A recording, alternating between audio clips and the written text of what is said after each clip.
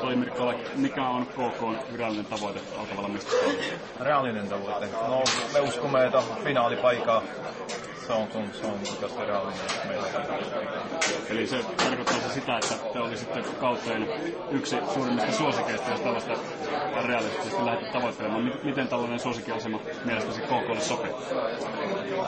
Se on enemmän kysymys, että mitä me käsittelemme tuolta ulkopaine ja sieltä lähdetään sitten positiivisen suuntaan, että tämä finaalipaikka on minimi tavoite ja totta kai, että jokainen haluaa voittaa, ei vain päästä finaaliin, mutta tuossa on ensimmäinen asia.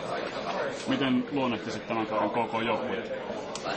Laadukas joukkue, että meillä on hyvä sekoitus, kokeneet pelaajat, vanhempi pelaajat, aika vahva tämä keskikasti ja lahjakkaat nuoret pelaajat. Minä uskon, että erittäin hyvä sekoitus. Mikä on kokeneen, voi sanoa, tähtipuolustaja Jarno Kultasen rooli ja asema KK nykyjoukkueessa?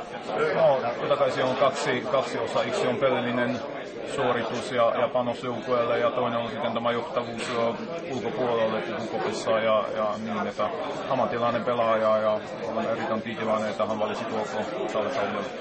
Millaista peliä KK tulee esittämään? No, sen mukaan minkälaiset pelaajat ovat mukana, eli kiekollinen, hyvä, viihdyvä peli, mutta toivon, että tuloksellisesti pelaamme paremmin kuin tuo harjoituskausi. Kiitos.